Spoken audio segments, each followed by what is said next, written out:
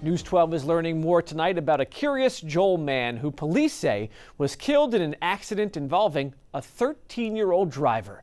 Neighbors say the victim was a married father of 9. Blaze Gomez has the latest. A small piece of yellow police tape remains behind where authorities say Abraham Moskovitz lost his life. The tragedy unfolded in Kiryas Joel on Lemberg Court Tuesday night, just before 9. State police say the 36-year-old was fatally struck by a 13-year-old driver who lost control of a minivan while accelerating and trying to back into a parking spot. The tragedy here is sending shockwaves through this tight-knit community, especially among the victim's neighbors. Folks in the area didn't want to be shown on camera, but spoke to News 12 about the tragedy. Authorities say the incident appears to be an accident. It's not clear why the underage, unlicensed driver was behind the wheel or what their relationship is to the victim. Police say Moskovitz had to be removed from beneath the minivan by rescuers and was taken to the hospital where he died. Neighbors say their thoughts and prayers are with his wife and children. Hashem should help them. In Kiryas Joel, Blaze Gomez, News 12.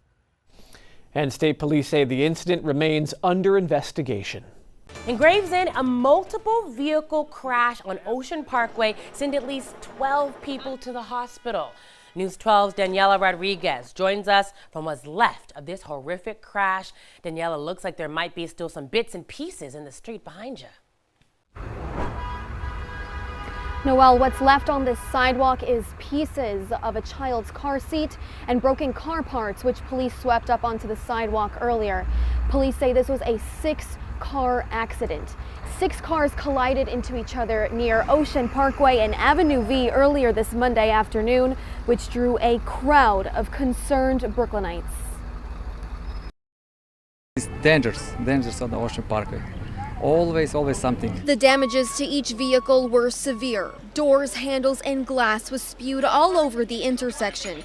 The FDNY says 12 people were taken to the hospital for minor injuries. 25 years of work over here. I'm super in the building. People is crazy, but I've signed 25 minimum speed. I don't know. City data shows as of August there have been at least 2 reported injuries at this intersection. And just 1 block down, 6 injuries were reported so far this year. I don't know how these people will go so fast with excessive speeds. It's crazy. Again, the concern right now for these Brooklynites is speeding, despite the fact there are speed signs posted on nearly every block here. But thankfully, everyone involved in today's accident is expected to be okay. In Gravesend, Daniela Rodriguez, News 12 Brooklyn. Well, a West Orange hunter just set a new record in the state's bear hunt. News 12 New Jersey's Tom Krasnowski found out about his encounter with a 770-pound bear. Brian Melvin has hunted deer, birds, even bobcats, but he's in a class of his own when it comes to the New Jersey bear hunt. Melvin hunted this 770-pound bear in Kinnelon Tuesday with his bow and arrow, the culmination of a 3-year journey.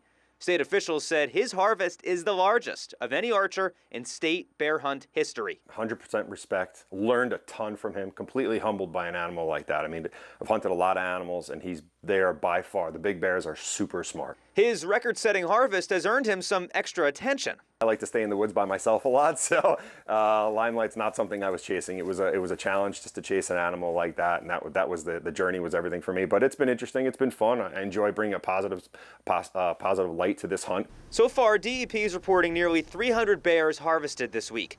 New Jersey's bear hunt was canceled at one time under the Murphy administration, but the governor brought it back due to an increase in bear-human encounters. Melvin says that included this bear. People were telling me that all the destruction he was causing people's backyards, and he was bluffing them back into their houses, and it was just one of those things where I was like, wow, this is it's a pretty unique bear. A lot of bears run away from people. A bear that size and that age, he knew better. He knew he was the big boss. Melvin dressed the bear to preserve its meat. He plans to have it mounted, hoping that his young son will appreciate the craft. Was keeping a balance with nature and going after the oldest to make room for the rest of them, and I think he'll understand the amount of time and energy that went into it. It wasn't just, going sitting out there and getting lucky, that it was a dedication. In West Orange, Tom Krasnowski, News 12, New Jersey. A road rage incident in West Babylon. Police say they're searching for a suspect who intentionally ran someone over. News 12's Carmen Grant tells us what led to the violence. A guy got ran over in the parking lot. Suffolk police tell us that victim is a 51-year-old. They say he and another man drove into a parking lot on Route 109 in West Babylon Saturday evening after a road rage altercation. Authorities tell us they exited their cars and started to fight. It's disheartening that something like this would happen over here. Police say one of the men then got back into his car and started to ram his vehicle into the other man's car.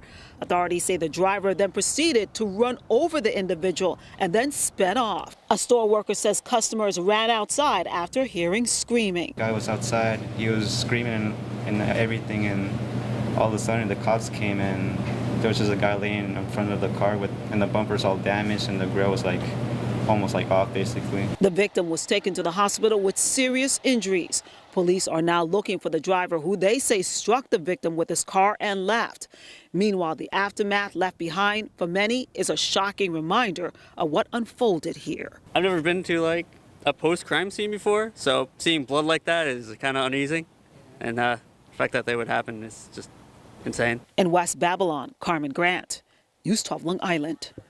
And anyone with information about this case is asked to call Suffolk County Police. All calls will be kept confidential. A new bill signed into law looks to add more red light cameras across our city. And News 12's Eli Murillo is in Soundview with reaction from New Yorkers. Governor Kathy Hochul's signature made the bill official today. The new bill expands our city's current program and looks to quadruple the number of red light cameras at intersections, going from 150 to 600 cameras across the city. They work. They actually make a difference. 3 decades of data. 3 decades. Back to 1994 showed that they reduced crashes and they changed driver behavior, which is what we're looking for. Last year, Hochul says red light runners killed 29 people. All of those incidents occurred at intersections without red light cameras. So behind every statistic is a life. Now there's an empty seat at a dinner table. So how do Bronx drivers feel about this new bill? We're going to hit the streets of the Soundview community to find out. I think it's a good idea, but also it's bad for the drivers because you have to, it takes you more time to get where you're going. Hochul says red light running at intersections with cameras has dropped 73%. T-bone crashes at intersections also dropped 65%. People are driving like maniacs in the street. This bill is one of 11 signed into law today. In Soundview, Eli Murillo, News 12. She spent 5 years in prison and now a Bridgeport mom is one of thousands of Connecticut residents trying to get a fresh start despite having a criminal record. Our Frank Breccia has more on the journey back from the justice system. So I went to prison. 33-year-old Ashley Staggers of Bridgeport is putting one foot in front of the other on her long road home from prison. My journey's been long and troublesome until I met these wonderful people. The single mom sitting down with us today. Hey, that's not the way. Surrounded by fellow members of the Second Chance community. It's important to me because I have 2 boys, right? And I never want them to see the other side of the prison walls.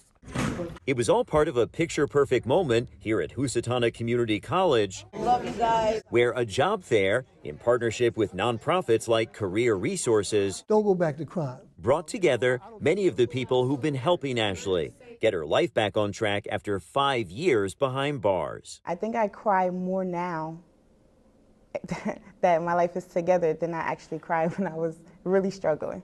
Ashley says her struggle began early in life, due in part to a range of hardships. Before my incarceration, I was homeless. Hardships which she says led her to make bad choices even after she was locked up. My time was longer in prison because I was getting arrested still in prison. But Ashley says when she finally got out, the help she got from these local nonprofits, going into my first apartment in my entire life, has been a game changer. People turning the corner. Mayor Joe Ganim, himself a member of the Second Chance community, Among those congratulating Ashley today for the many strides she's been making. I am grateful for my second chance. I am grateful to have this opportunity to sit here and tell my story with you to others. Thank you, that was so amazing.